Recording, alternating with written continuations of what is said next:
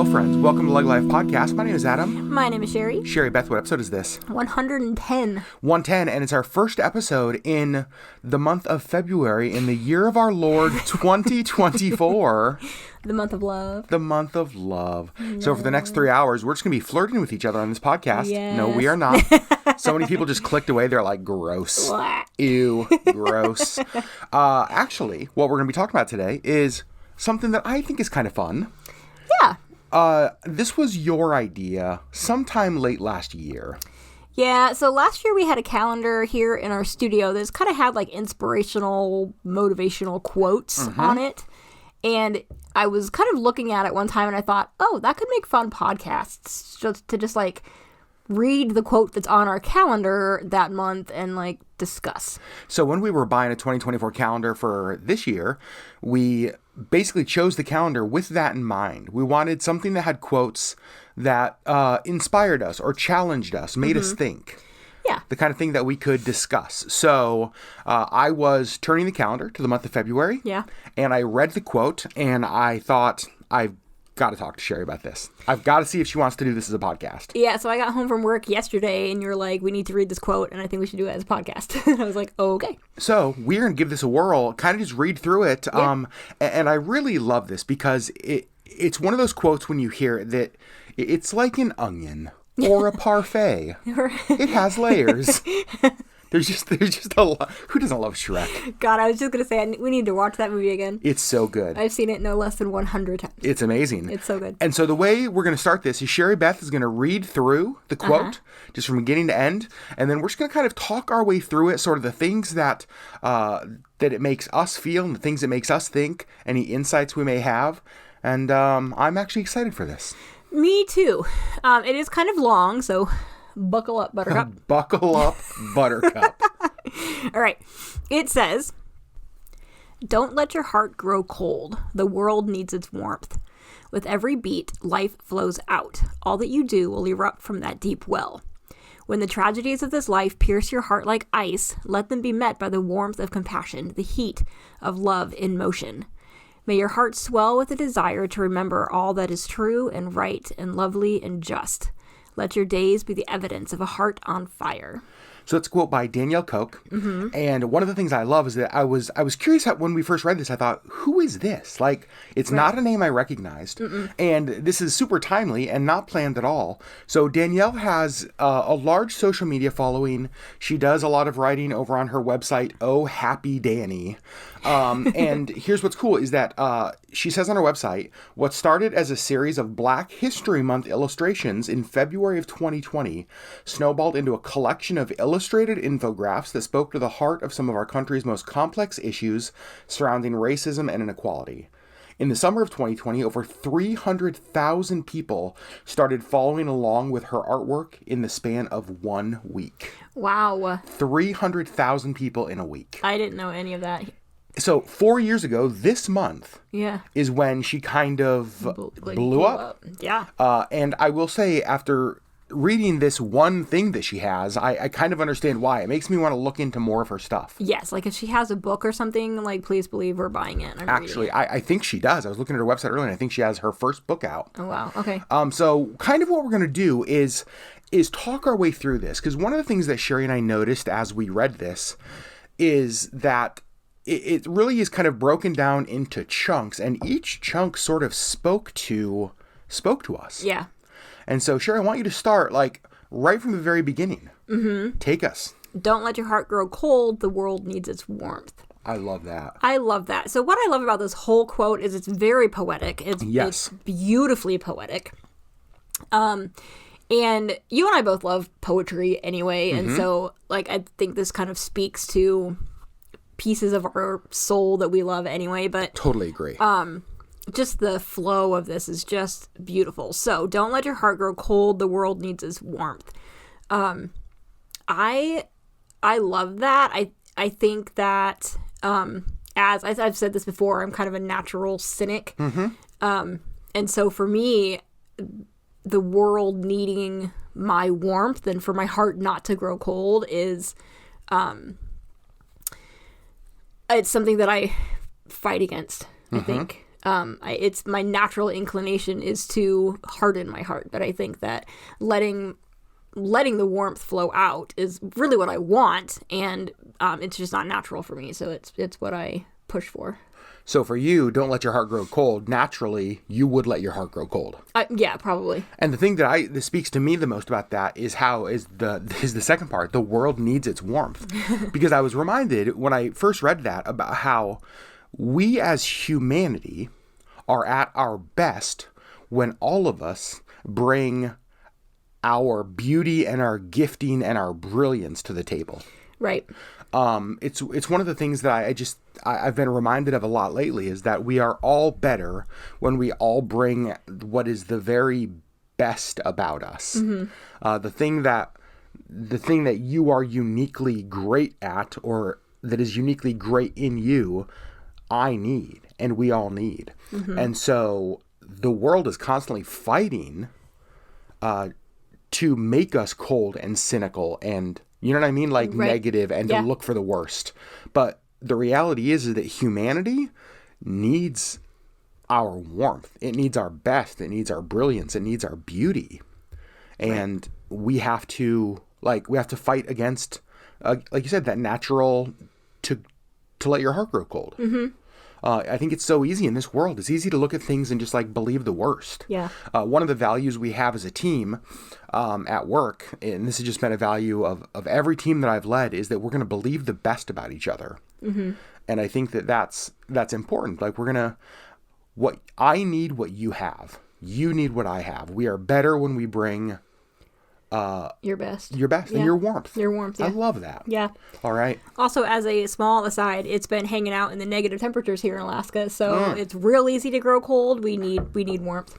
Actually, that is true. Y'all, it is so cold. It's so cold. Oh man. All right, sorry. That was a weird rabbit hole. Okay, so with every beat, life flows out. All that you do will erupt from that deep well. I love this too because it's two parts, but you can't have one without the other. So that deep well comes from somewhere. So this says with every beat, life flows out. So it's I think that, what are you filling yourself with? What are you allowing to come out? Yeah, that I absolutely. And I think my insight's the exact same. Mm-hmm. I think about how, there's this quote that if you bump a cup, you will see what's inside. And I think for all of us, you can tell the true measure or the true inside of a person when they get bumped up against. Mm-hmm. So some people, when they're bumped up against, what comes out is anger or rage or pain or whatever, right? It's like when you bump up against somebody, you see what is really inside. Mm-hmm. It's easy to lie about what's inside of you or of others, but when you're bumped against, what is inside really comes out. Right. And I just love that. With every beat, life flows out. All that you do will erupt from that deep well. Mm-hmm. And even for me, it's kind of like looking in a mirror and saying, not what am I presenting that's inside of me, but what's really inside of me.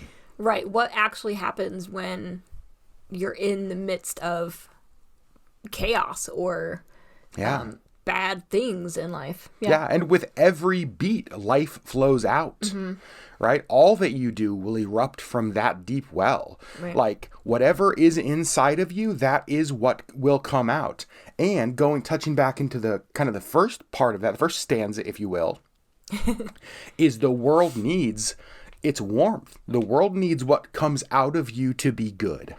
Right. Right? To connect those two. Right. It's this is just such a beautiful poem. I know. I love it. Oh. All right. So the next part says, when the tragedies of this life pierce your heart like ice, let them be met by the warmth of compassion, the heat of love in motion. I love this so much. There's a lot in here. Oh my gosh. That I love.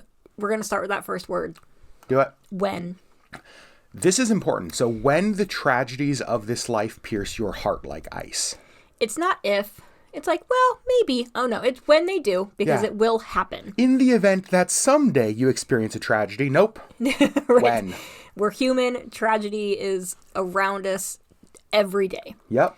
And so when the tragedies of this life pierce your heart like ice, let them be met by the warmth of compassion, the heat of love in motion. First of all, I love that phrase, Oh my the love in gosh. motion. It's beautiful. I want that a tattoo, like just love in motion. But also, like, again, with that cold and warm, that ice and warmth, like, when life tries to throw icicles at you, let them be met by the warmth and compassion. It's beautiful. I love that. Yeah, this may be my favorite part, because this to me is just so real. This to me is almost like where the pavement meets the road. Like you said, when it's going to happen. Yep. You can't control what happens. And we've talked a lot about this on the podcast and on our YouTube channel. The only thing you can control in situations is not what happens to you, it's how you respond. Yep, your reaction, your response. You will be, I will be, we will be met with tragedies that pierce our heart like ice. Right.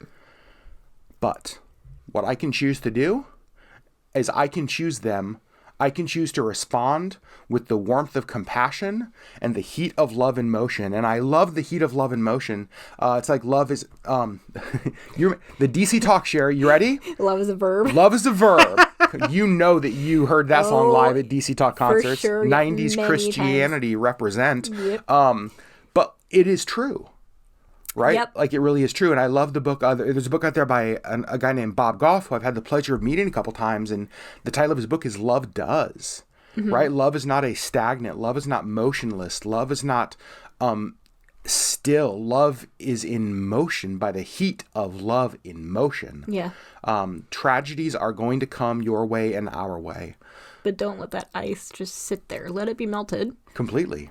By the heat of love and motion. I love it so much. It's beautiful. I love it. I love it. My gosh. I know. Man, this whole thing. Okay, so the next part says, may your heart swell with a desire to remember that to remember all that is true and right and lovely and just. Yeah. This is where my natural cynicism also wants to dig a little trench. Okay, let's hear that. Talk about that. So, it's just because not everything is true and right and lovely and just. And so it's hard for me to focus on those things when I'm in the midst of tragedies. Yeah. It's hard to remember that there are things that are true and right and lovely and just when everything around you is not that. Is broken and crumbling and ugly. And I think that that's important. Even the wording in this is important. Yeah.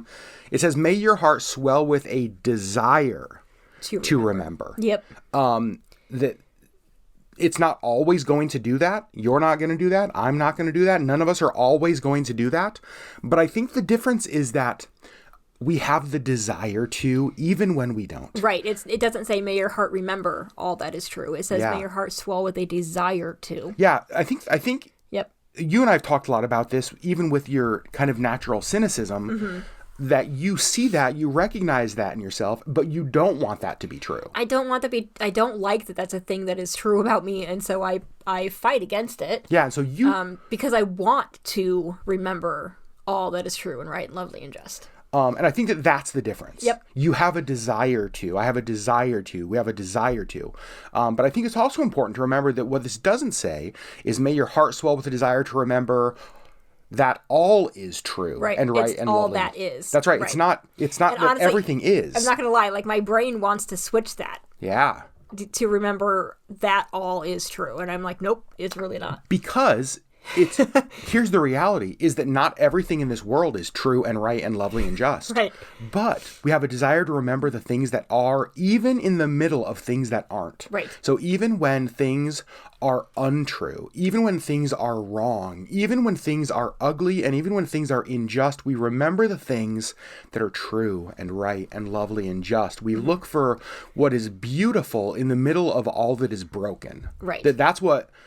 We want to be the kind of people who do that. Yes. We don't default to just focusing on the broken, just focusing on what's wrong. We have the desire to not do that. Yes, exactly. Oh. I love it. Mm-hmm. And then the last piece. Can we agree? It ends with just a home run. Yep. Let your days be the evidence of a heart on fire. Oh, gosh. I love that too. And for me, it goes off a little bit, I think, from the general theme, which is, for me, compassion and kindness and that kind of stuff. This last piece moves into passion for me. A heart on fire, to me, means passion. And what are you passionate about, and what are you pursuing? But I do think that it goes back to that compassion and kindness. And let your days be the evidence of that. Yeah. I love that. I do too. The word that stands out to me as we read that was evidence. Yeah. Evidence is something that you present to prove something. Let your days be what proves that your heart is on fire. Let your days be, right? When thinking about the whole previous, quote, that the evidence of that would be your warmth. Right? It would be the fact that you are this deep well that warmth flows out of, that you would be filled with compassion and the heat of love and motion, that your heart would swell with the desire for things that are true and right and lovely and just, and that those would be presented as evidence that your heart is on fire. Yeah. And I also love the heart on fire because it just speaks to something that is alive. Yeah. Right? It is a flame. It is a blaze. It is glowing. It is providing warmth. It is providing heat. All of that. Yep. I love it. I love it. Man alive. Danielle Coke. Holy Moses. I want to read an entire book of hers. Yeah, and I do think that on her website, and I'll have to go back and look, that I saw that she had just released her first book.